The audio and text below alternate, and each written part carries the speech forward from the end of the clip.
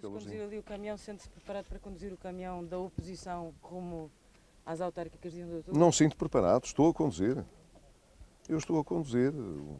O PSD é um grande partido e procura, nestas eleições, poder recuperar uma posição cimeira no plano autárquico e é isso que estamos a fazer. Estamos a trabalhar para isso. Que necessidades é que sentiu aqui nesta empresa de transportes? Porque é que veio aqui em campanha? Bem, em primeiro lugar, porque eu associo-me à campanha dos nossos candidatos.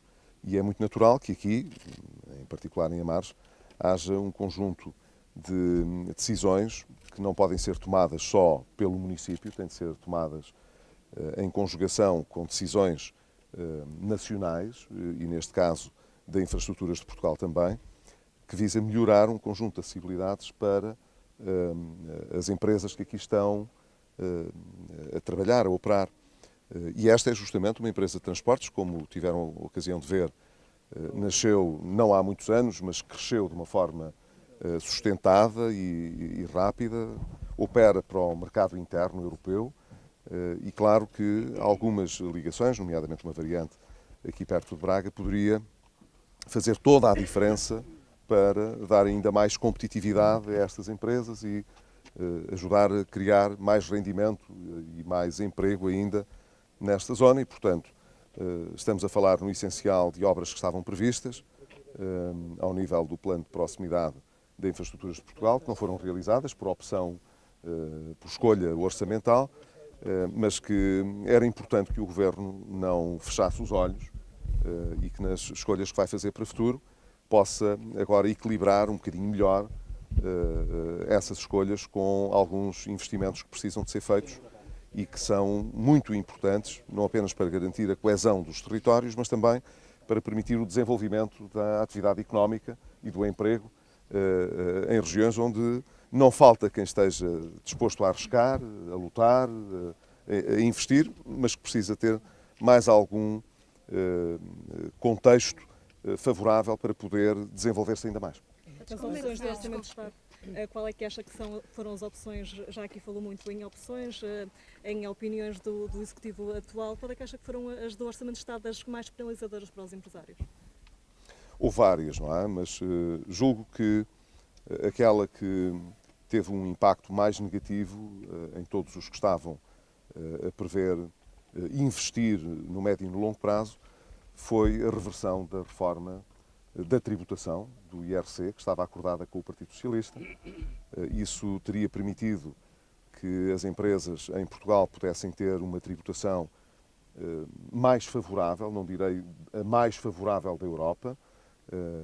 Há outros países que têm tributação sobre as empresas muitíssimo favorável, é o caso da Irlanda, é o caso da Holanda, há outros países com tributação mais favorável, mas a nossa é uma das mais desfavoráveis e, portanto, o nosso objetivo era, não o conseguiríamos fazer de um ano para o outro, mas que num conjunto de anos pudéssemos ter uma trajetória que levasse o imposto sobre o IRC, sobre as empresas, até cerca de 16 a 17%, que significa ter, portanto, uma fiscalidade mais competitiva. E o facto de isso ter sido revertido e de haver até uma certa pressão dos partidos que suportam o governo para aumentar até essas taxas por contrapartida de outros benefícios que pudessem distribuir a outros grupos sociais, preocupa-nos porque era muito importante que nós pudéssemos continuar a criar um ambiente favorável à competição económica.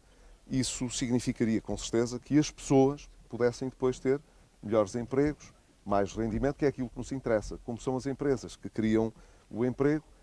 Se tivermos um quadro de fiscalidade muito adverso, isso significa que teremos depois menos facilidade em ter melhores salários e em ter empresas com maior dinamismo económico. A desconvocação da greve dos juízes é uma boa notícia? Eu acho que é uma magnífica notícia.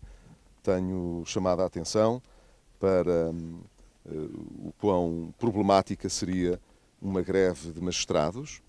Julgo que cheguei a dizer até que seria impensável que membros de órgãos de soberania pudessem fazer greve. Seria um bocadinho estranho que o Presidente da República fizesse greve ou que os deputados fizessem greve, que o Governo fizesse greve. E a mim faz-me identicamente confusão que os magistrados façam greve. Não estou com isto a dizer que não possam ter as suas razões e que não precisem de ter um diálogo com o Governo. Pelos vistos, ele está a ter lugar. E se há boas razões para que as associações sindicais estejam a desmarcar essas intenções, eu acho que isso é positivo. Significa que alguma coisa se evoluiu. Nós sabemos também que o Governo criou também neste domínio expectativas muito elevadas e agora tem um bocadinho de dificuldade em lidar com a realidade e portanto, precisa de perder um bocadinho mais de tempo a falar das condições da conjuntura económica ou financeira que não permitem, como dizia o comunicado do Gabinete da Senhora Ministra, que não permitem ir ao encontro de todas as reivindicações ou de todas as necessidades, porventura muitas delas justas. Mas eu julgo que será assim cada vez mais. As condicionantes ligadas à conjuntura económico-financeira realmente, ao longo destes 2 anos, existiram, não desapareceram, e agora, à medida que a segunda parte da legislatura se for desenvolvendo, o Governo chamará mais a atenção para essas restrições, como de resto tem acontecido em muitas outras áreas. Ontem falou sobre a possibilidade do PSD chamar ao Parlamento as alterações que foram feitas à lei da imigração. Já tomou alguma decisão sobre isso em concreto e de que forma é que pretende fazer isso? Sim, posso dizer-lhes que dei hoje mesmo indicação ao líder parlamentar para que o PSD viesse a apresentar, através dos seus deputados na Assembleia da República, uma proposta a revogar as alterações que foram introduzidas por este Governo na lei da imigração. Que vai entrar já, é isso? Que entrará proximamente, poderá entrar amanhã, não sei, agora é uma questão de formalização, digamos assim, mas sim dei essas indicações ao grupo parlamentar do PSD. Parece-me muito claro, perante os sinais que já existem, que a quebra de consenso que foi estabelecida pela esquerda mais radical e o apoio do Governo nesta matéria não é boa para o futuro do país e para a nossa segurança. Julgo que era melhor atuar preventivamente do que mais tarde, quando o mal está feito. Os sinais que existem são sinais que só não vê quem não quer. Houve uma explosão de pedidos e de interesse na residência em Portugal. É muito importante que isso não ponha em causa a segurança do país. Durante muitos anos o país foi um país tranquilo, eu espero que assim continue e isso obrigará a que estas medidas, que foram medidas arriscadas, desnecessárias do nosso ponto de vista, sejam rapidamente removidas para que o país possa olhar para o futuro com mais tranquilidade. De resto, parece-me também, por falar em questões de segurança, porque é disso que se trata, que era muito importante que o Governo esclarecesse rapidamente o que é que pretende e como é que pretende participar nesta nova Europa da segurança e defesa que está a ser lançada.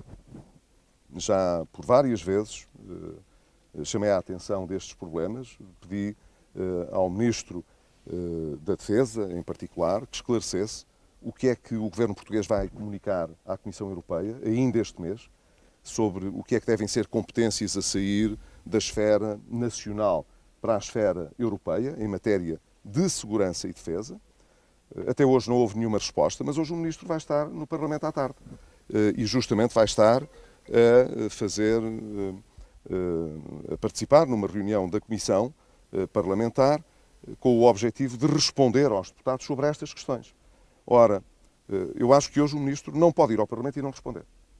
É indispensável, seria uma falta de ética republicana até total, que o Ministro estivesse a preparar uma resposta à Comissão Europeia durante este mês e ocultasse dos portugueses e do Parlamento o que é que vai ser essa resposta. O Governo pode ser liderado pelo Partido Socialista, mas o país não é do Partido Socialista. O país é dos portugueses e nós temos o direito de saber o que é que o Governo está a preparar nesta matéria. Eles sabem muito bem no Governo que esta não é uma decisão ligeira, tem opções no plano europeu que precisam de ser discutidas em Portugal, discutidas no seio da maioria, com certeza, que suporta o Governo, mas isso, enfim, diz respeito mais à maioria, agora tem de ser discutido com o resto do país. Nós temos de saber se o reforço de segurança e de defesa que está a ser preparado na Europa, se vai ou não contar com a posição favorável de Portugal. Quer dizer, se o Governo acha ou não, Portugal deve acompanhar esse movimento. Devemos estar nessa nova Europa da defesa e segurança ou não? E o que é que ela deve conter? Devemos ter uma força de controle de fronteiras própria, europeia, que não dependa apenas dos Estados? Devemos ter, ao nível das Forças Armadas, operações conjuntas, comandos conjuntos, forças conjuntas ou forças comuns? São coisas que é preciso discutir, porque é a nossa segurança e defesa que está aqui em causa. E acrescento que as opções que se vierem a tomar neste domínio não são indiferentes também a outras escolhas, nomeadamente orçamentais. O Governo tem dado imensas conferências de imprensa e feito imensas declarações sobre o IRS, sobre outros benefícios que podem vir a distritos ao próximo Orçamento de Estado. E nós perguntamos, então, e em relação à defesa? Há compromissos também. Eles estão salvaguardados com o Partido Comunista e com o Bloco de Esquerda.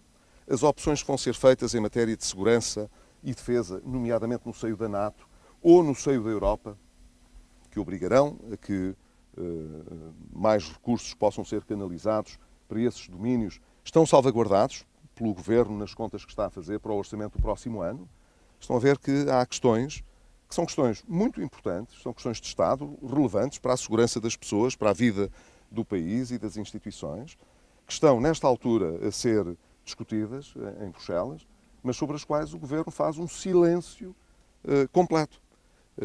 E era sobre isso que eu gostava de ouvir o Primeiro-Ministro, que tem estado muito interessado em falar, como aconteceu na semana passada em Bruges, sobre as reformas que é preciso fazer na União Económica e Monetária, mas a omitir sempre a participação de Portugal neste projeto tão importante como é o da criação de uma Europa de defesa e segurança e sobre a forma como ele se deve articular com a nossa presença na NATO. Hoje o Ministro da Defesa vai estar no Parlamento e eu acho que é imperdoável se o Ministro estiver à espera que alguém lhe pergunte sobre isto para esclarecer, porque eu já fiz essa pergunta como líder do PSD várias vezes em público e até hoje, de uma forma muito arrogante, o Governo fez silêncio. E esse silêncio não é tolerável num Estado democrático, maduro como é o nosso. Muito obrigado.